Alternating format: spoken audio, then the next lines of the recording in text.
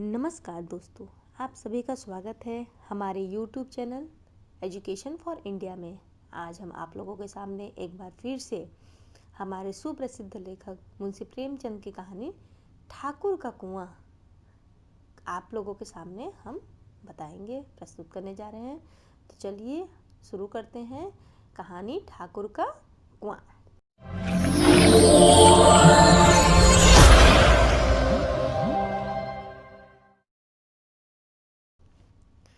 जोखू जोखू एक लड़का है जो इस कहानी का बहुत ही मुख्य पात्र है।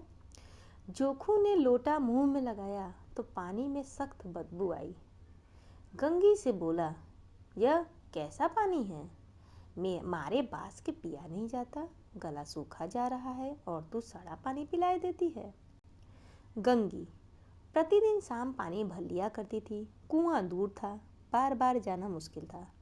कल वह पानी लाई तो उसमें बू बिल्कुल न थी। आज पानी में बदबू कैसी? लोटा नाक से लगाया तो सचमुच बदबू थी। जरूर कोई जानवर कुएं में गिरकर मर गया होगा, मगर दूसरा पानी आवे कहाँ से? ठाकुर के कुएं पर कौन चढ़ने देगा? दूर से लोग डांट बताएंगे, साहू का कुआं गांव के उस सिरे पर है, परंतु वहां भी कौन पानी भरने देगा? कोई तीसरा कुआं गांव में है नहीं। जोखू कई दिन से बीमार है। कुछ देर तक तो प्यास रोक के चुप पड़ा रहा, फिर बोला, अब तो मारे प्यास के रहा नहीं जाता, ला थोड़ा पानी नाक बंद करके पी लूं। गंगी ने पानी न दिया।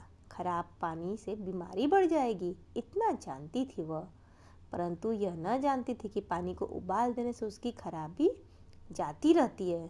बोली, यह पानी कैसे पियोगे? न जाने कौन जानवर मरा है। कुएं से मैं दूसरा पानी लाए देती हूँ। जोखू ने आश्चर्य से उसकी ओर देखा। पानी कहाँ से लाएगी? ठाकुर और साहू के दो कुएं तो हैं, क्या एक लोटा पानी न भरने देंगे? गंगी कहती है। तो जोखू बोलता है, हाथ पांव तुड़वा आएगी और कुछ न होगा। बैठ चुपके से, ब्रह्म देवता आशीर्वाद देंगे, ठाकुर लाठी मारेंगे, साहू जी 1 के 5 रहेंगे। गरीबों का दर्द कौन समझता है? हम तो मर भी जाते हैं तो कोई द्वार पर झांकने नहीं आता। कंधा देना तो बड़ी बात है, ऐसे लोग कुएं से पानी भरने देंगे? इन शब्दों में कड़वा सत्य था। गंगी क्या जवाब देती, किंतु उसने वह बदबूदार पानी पीने को न दिया। रात के 9 बजे थे। थके मांदे मजदूर तो सो चुके थे। ठाकुर के दरवाजे पर 10-5 बेफिक्रे जमा थे। मैदानी बहादुरी का तो अब न जमाना रहा है, न मौका। कानूनी बहादुरी की बातें हो रही थी। कितनी होशियारी से ठाकुर ने थानेदार को एक खास मुकदमे में रिश्वत दी और साफ निकल गए। कितनी अक्लमंदी से एक मार्के के मुकदमे की नकल ले आए। नाजिर और मोहतमीम सभी कहते थे नकल नहीं मिल सकती, कोई 50 मांगता तो कोई 100। यहाँ बेपैसे कौड़ी नकल उड़ा दी। काम करने का ढंग चाहिए। इस समय गंगी कुएं से पानी लेने पहुंची। कुप्पी की धुंधली रोशनी कुएं पर आ रही थी। गंगी जगत की आड़ में बैठी मौके का इंतजार करने लगी। इस कुएं का पानी सारा गांव पीता है, किसी के लिए रोका नहीं, सिर्फ ये बदनसीब नहीं भर सकते। गंगी का विद्रोही दिल रिवाजी पाबंदियों और मजबूरियों पर चोटें करने लगा। हम क्यों नीच हैं और ये लोग क्यों ऊंच हैं? इसलिए कि ये लोग गले में तागा डाल देते हैं। यहाँ तो जितने हैं एक से एक छंटे हैं। चोरी ये करें, जाल फरेब ये करें, झूठे मुकदमे ये करें, और अभी इस ठाकुर ने तो उस दिन बेचारे गडरिये का भेड़ चुरा ली थी और बाद में मार कर खा गया। और इन्हीं पंडित के घर में तो बारहों मास जुआ कर होता है। यही साहू जी तो घी में तेल मिलाकर बेचते हैं, काम करा लेते हैं, मजदूरी देते नानी मरती है। किस किस बात में हमसे ऊंचे हैं? हम गली गली चिल्लाते नहीं है कि हम ऊंचे हैं, हम ऊंचे हैं। कभी गांव में आ जाती हूँ तो रस भरी आंखों से देखने लगते हैं, जैसे सबकी छाती पर सांप लौटने लगता है, परंतु घमंड यह कि हम ऊंचे हैं। कुएं पर किसी के आने की आहट हुई। गंगी की छाती धक धक करने लगी। कहीं देख ले तो गजब हो जाए, एक लात भी तो नीचे न पड़े। उसने खड़ा और रस्सी उठा ली और झुककर चलती हुई एक वृक्ष के अंधेरे साए में जा खड़ी हुई।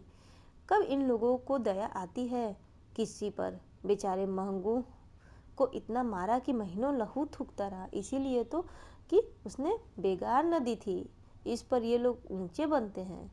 कुएं पर स्त्रियां पानी भरने आई थीं। इनसे बात हो रही थी। खाना खाने चलें और हुक्म हुआ कि ताज़ा पानी भर लाओ, घड़े के लिए पैसे नहीं हैं। हम लोगों को आराम से बैठे देखकर जैसे मर्दों को जलन होती है। हाँ, यह तो न हुआ कि कलसिया उठाकर भर लाते, बस हुक्म चला दिया जाता कि ताज़ा पानी लाओ, जैसे हम लौंडिया ही तो हैं।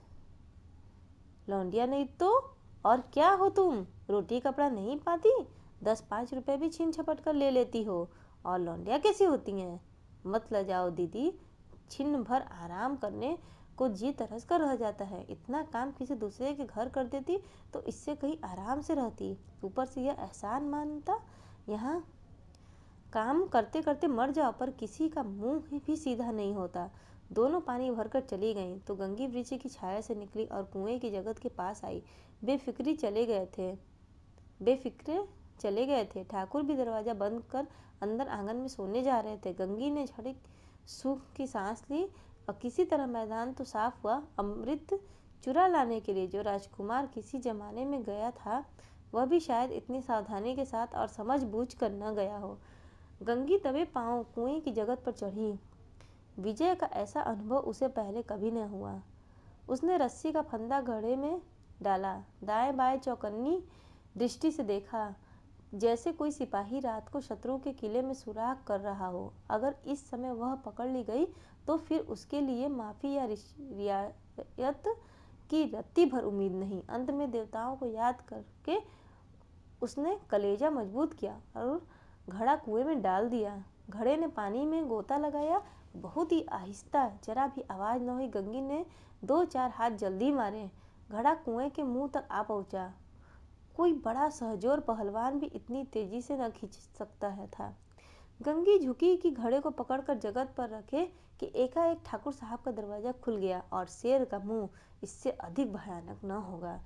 गंगी के हाथ से रस्सी छूट गई। रस्सी के साथ घड़ा धड़ाम से पानी में गिरा और कई क्षण तक पानी में हिलकोरे की आवाजें सुनाई देती रही। ठाकुर कौन है पुकारते हुए कुएं की तरफ आ रहे थे और गंगी जगत से कूद कर भागी जा रही थी। घर पहुंचकर देखा कि जोखू लोटा मुंह में लगाए वही मैला गंदा पानी पी रहा है। तो यह था कहानी ठाकुर का कुआं, जिसमें मुख्य पात्र हैं जोखू और गंगी। तो यदि आपको हमारी यह कहानी अच्छी लगे तो हमारे चैनल को लाइक करिए, वीडियो को लाइक करिए, चैनल को सब्सक्राइब करिए, साथ ही बेल आइकन पर क्लिक करिए ताकि आपको ऐसे ही आगे के नए नए वीडियोस मिलते रहे। हमारा वीडियो सुनने के लिए और देखने के लिए बहुत बहुत धन्यवाद।